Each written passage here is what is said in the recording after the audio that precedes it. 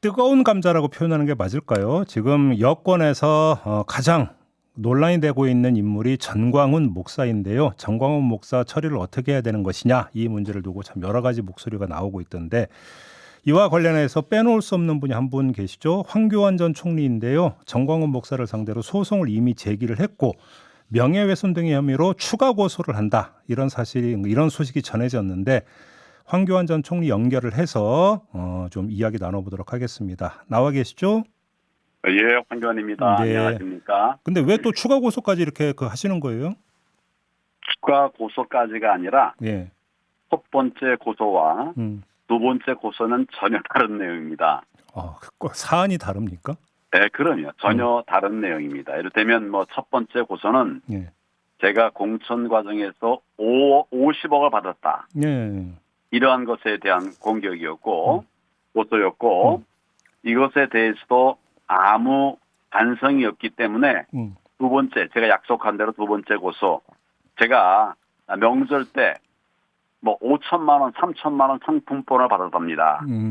제가 보지도 못한 것을 어떻게 봤습니까? 그래요. 그래서 추가 고소를 하게 된 겁니다. 혹시 3차 고소도 그럼 있을 수 있는 겁니까?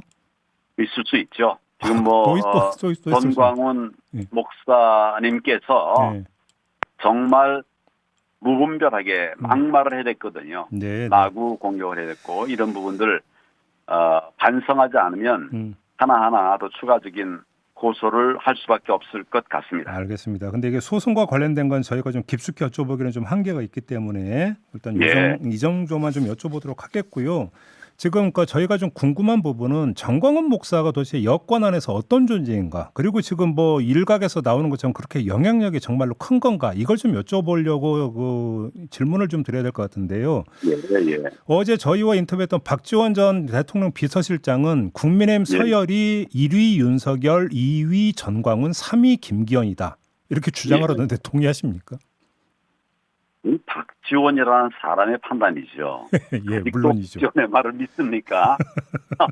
그러면 어떻게 보세요? 지금 전광훈 목사의 그 영향력이 어느 정도라고 좀 보세요? 본인은 굉장한 영향력이 있다고 생각하는데, 네. 국민이나 또 우리 당은 정상적으로 판단하는 상황에서는 도와주면 좋지만 지금의 이런 형태로는 도움이 안 된다.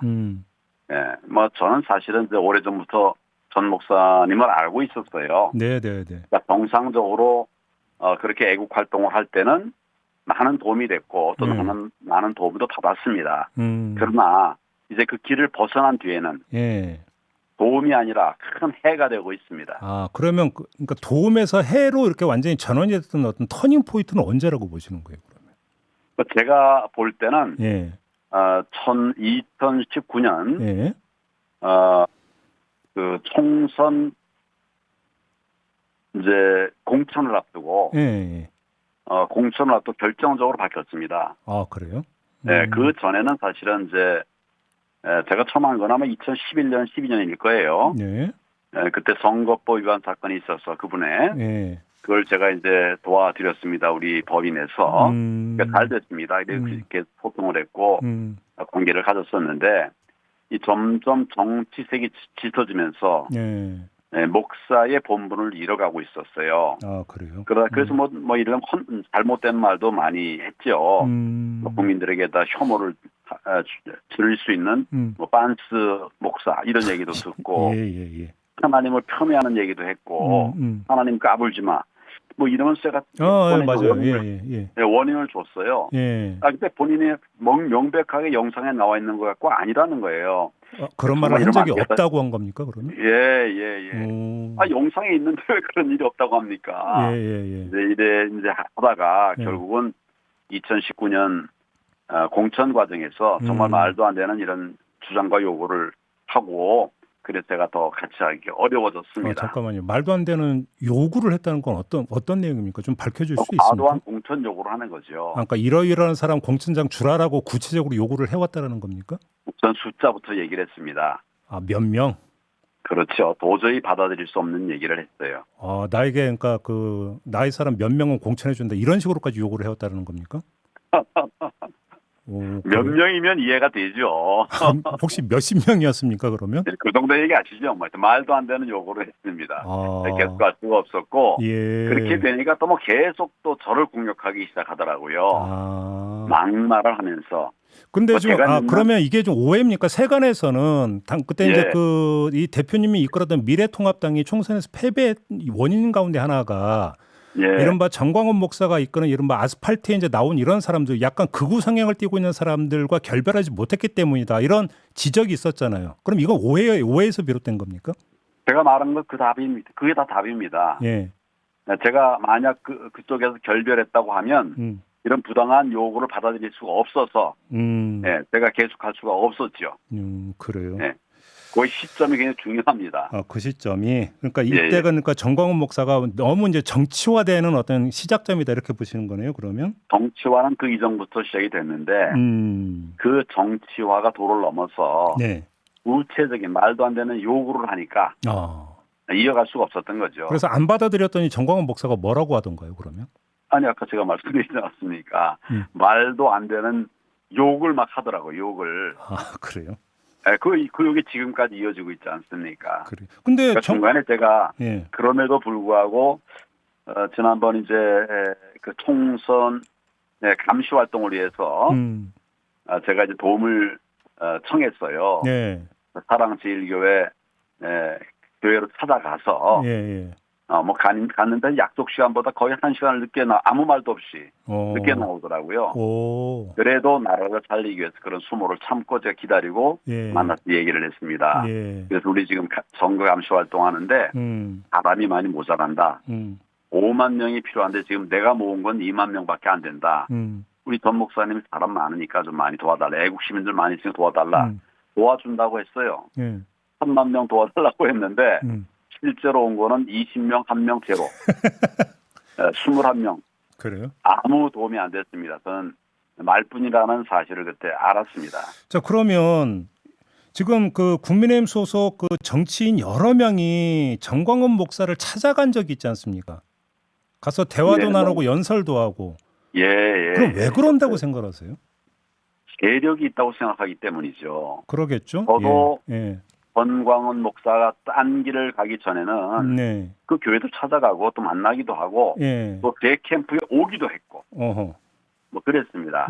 그러나 바뀌고 나서는 같이 할 수 없는 어떻게 변질되고 나서는 저는 안 갔습니다. 다른 분들은 거기 많은 세력이 있다고 하니까 그러니까 아마 멀리하기 어려웠을 겁니다. 그러니까 역시 세력을 의식을 했다. 저는 그리고 또 이제 같이 안 하면, 본인의 뜻대로 안 하면 욕을 해야 되니까.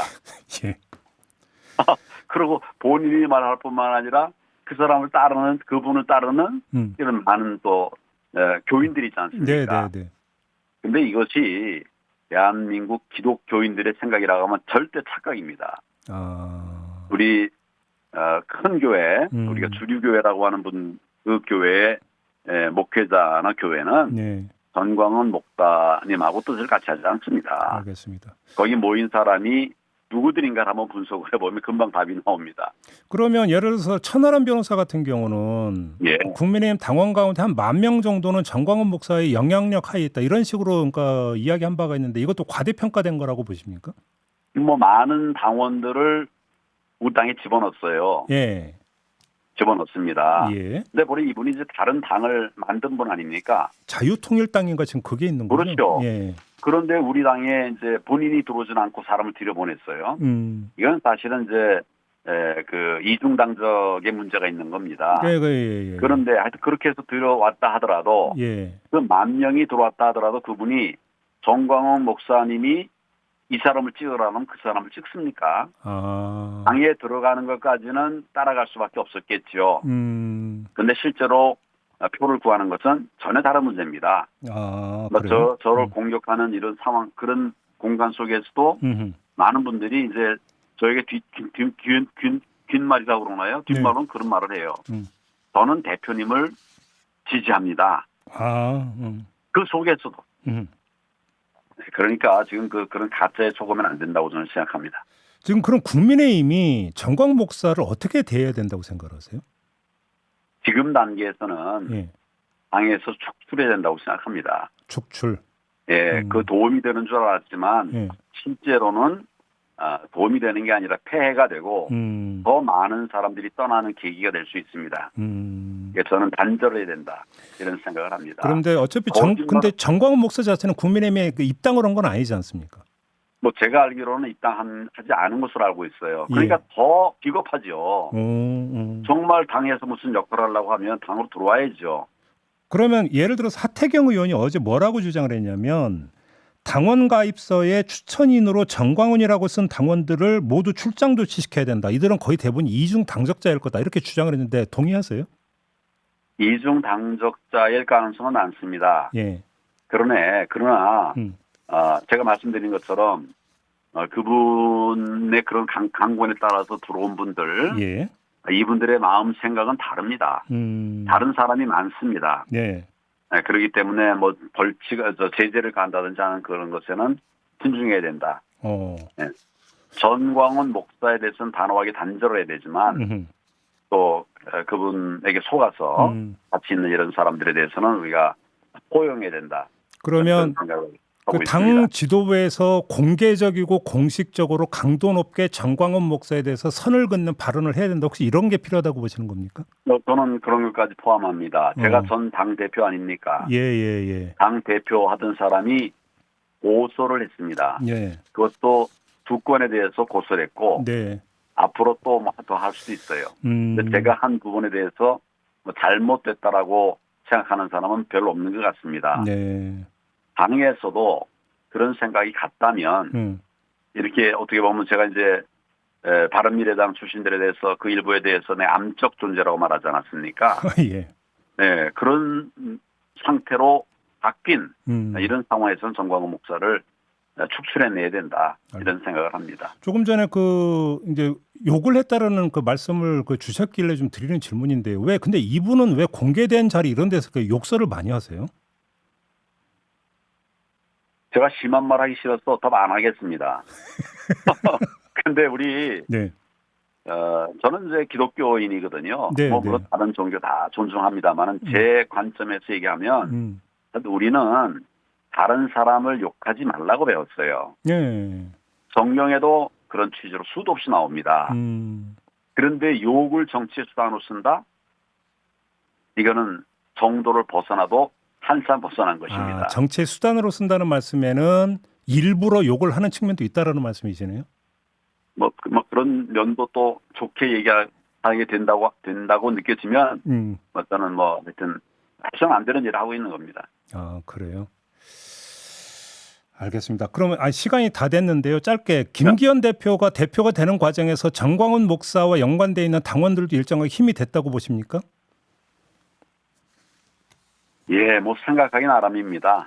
힘이 된 측면도 있고 또 거꾸로 손해를 본 측면도 있다.